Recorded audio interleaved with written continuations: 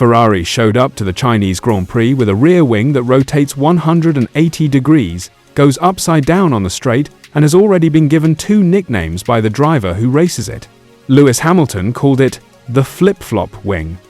The rest of the paddock has been calling it the Macarena after the 90s dance sensation, because watching the upper flap pivot completely inverted and then rotate back into position as the car brakes for a corner looks exactly like someone doing a dance move at high speed.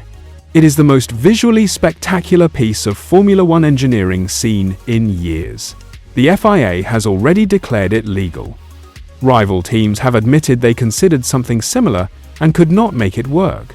And Ferrari have fast-tracked it to Shanghai a race weekend earlier than originally planned, because after finishing 3rd and 4th in Australia with a 4 to 5/10 deficit to Mercedes in clear air, the Scuderia have no interest in waiting.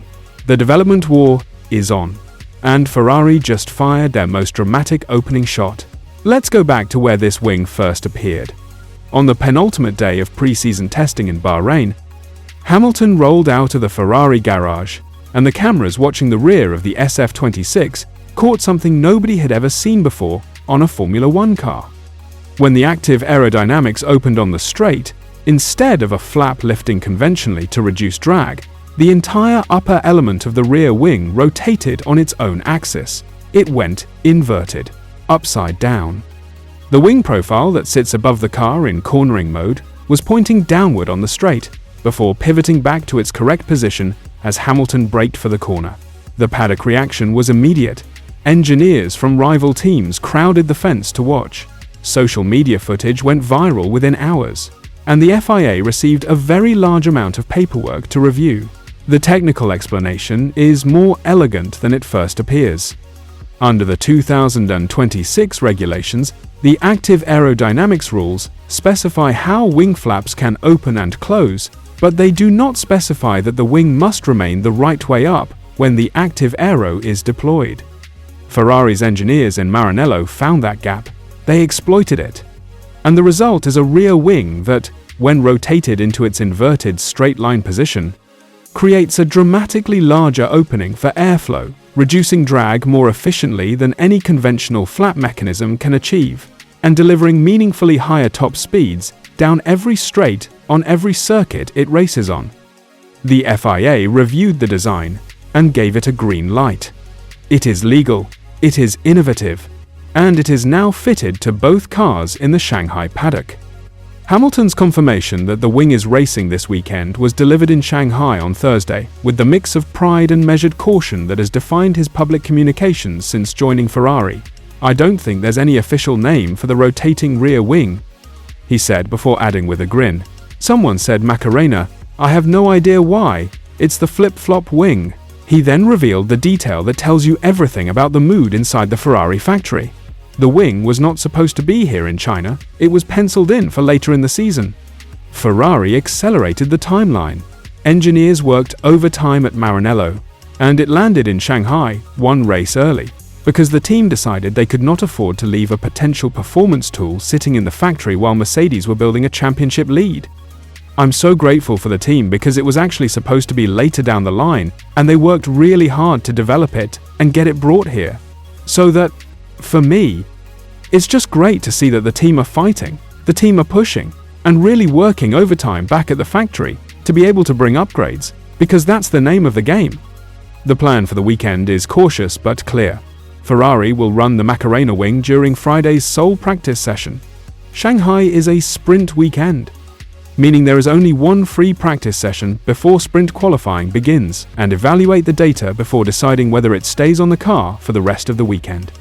Ferrari have shipped 3 specifications of the wing to Shanghai, suggesting the team want options as they learn how the design performs in race conditions.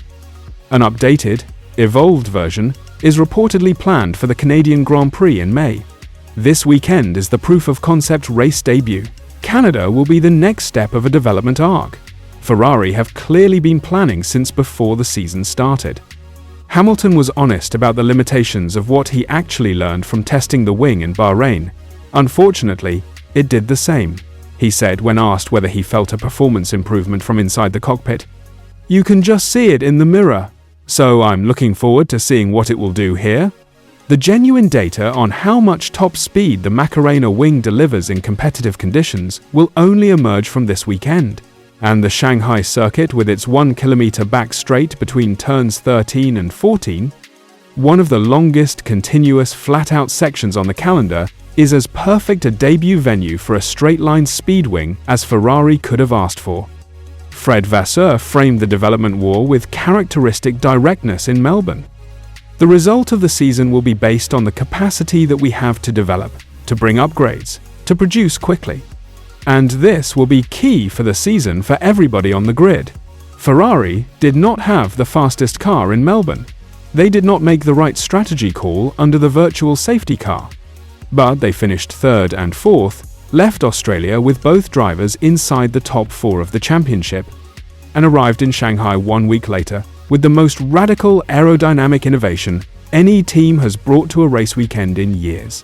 That is not the behavior of a team that has accepted second place. The gap Hamilton quantified from Australia is the number that explains everything about why Ferrari are moving this fast. You saw in qualifying it was 8 tenths or something like that on the quali lap, and in the race I think it was between 4 and 5 tenths when they were in clear air, which is a huge gap. 4 to 5 tenths in clear air per lap. That is not a gap you close with a setup tweak or a tyre strategy adjustment. It is a gap you close with development, with a rotating rear wing that rival teams considered and could not execute, delivered 1 race early because the championship leader is already building momentum, and the time to act is now. The question Shanghai will start to answer is how much of that gap the Macarena wing actually closes. If the rotation mechanism works as cleanly in race conditions as the engineering suggests, Ferrari gains straight-line speed at every circuit for the rest of the season, not just Shanghai's back straight, but Baku, Monza, and the Las Vegas Strip. If it does not, if the drag reduction benefit is smaller than the wind tunnel predicted, or if the mechanical complexity introduces reliability concerns, then Ferrari have taken a risk on a sprint weekend, with limited practice time and no margin for error. Vasseur's decision to bring it to China rather than a safer conventional race weekend is itself a statement of intent. He is willing to risk the unknown in race conditions rather than wait. Because waiting is what Mercedes wants Ferrari to do, and Ferrari have no intention of obliging. What do you think? Is the Macarena wing the innovation that genuinely closes the gap to Mercedes? Or is it a spectacular piece of engineering whose real-world benefit will be smaller than the headlines suggest?